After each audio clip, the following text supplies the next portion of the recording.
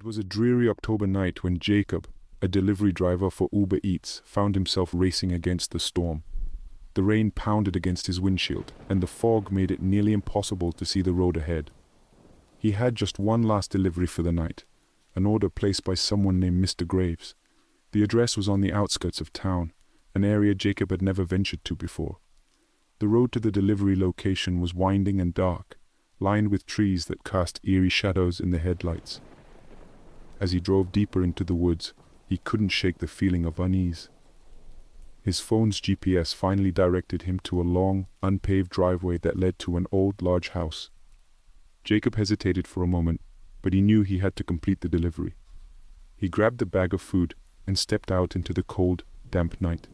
The path leading to the house was overgrown, with weeds and branches poking out as he walked. As he approached the front door, he noticed the house's windows were dark, with no signs of life. He knocked on the door and waited, his heart pounding in his chest. A few moments passed, and he knocked again, this time louder. Just as he was about to turn back to his car, the door creaked open. A chill ran down his spine, but he stepped inside cautiously. The interior of the house was just as eerie as the exterior. Cobwebs hung from the ceiling and the furniture was covered in dust. A musty smell lingered in the air, a mix of dampness and decay.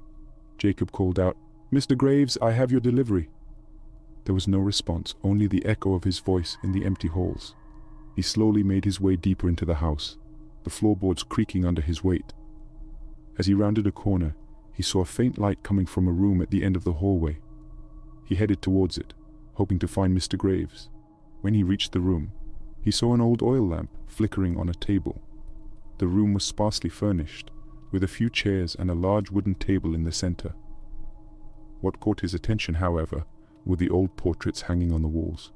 Each one depicted a different person, their faces expressionless and eyes hollow. Jacob shivered, feeling an unexplainable sense of dread wash over him. He called out once more, "Mr. Graves." Still there was no response. He placed the food on the table, hoping that his job would be done and he could leave. Just as he turned to leave the room, he heard a faint whisper coming from the hallway. "Jacob."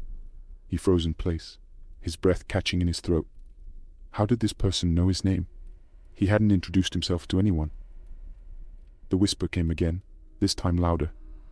"Jacob, don't leave." His instincts told him to leave, but he couldn't ignore the whisper. He turned slowly to face the hallway, feeling a mixture of fear and curiosity.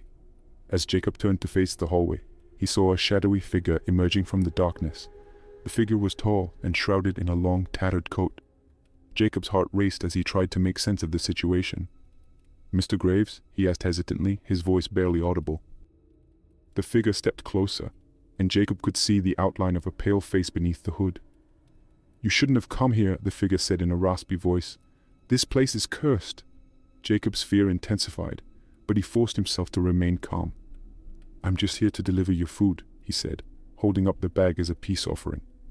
The figure's hand shot out from beneath the coat, snatching the bag from Jacob's grasp. Jacob couldn't help but notice the unnaturally long, bony fingers as the figure examined the contents. "Thank you," the figure muttered, a hint of satisfaction in its voice.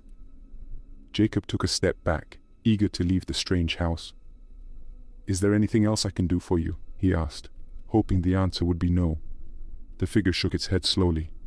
"No, you've done enough. Now go. Leave this place and never return." Jacob needed no further encouragement. He quickly turned and made his way back through the dark, musty house. As he reached the front door, he glanced back one last time, but the figure had vanished. He hurried to his car, feeling a sense of relief as he drove away from the house. Once he was back on the main road, Jacob couldn't shake the feeling of unease. The encounter had been too strange, too unsettling. He couldn't help but wonder what the figure had meant by saying the house was cursed. Over the next few days, Jacob tried to put the experience out of his mind, but it lingered like a dark cloud.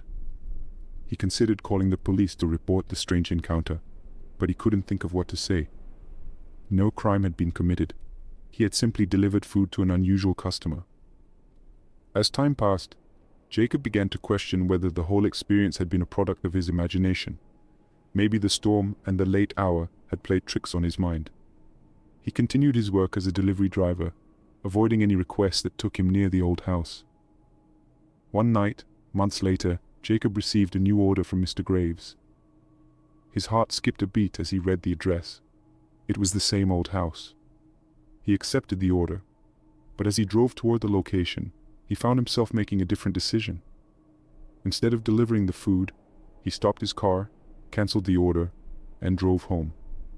He never spoke about the experience again, and made sure to avoid the old house at all costs. The memory of that night stayed with him, a chilling reminder of the strange and unexplainable things that can happen in the dark corners of the world.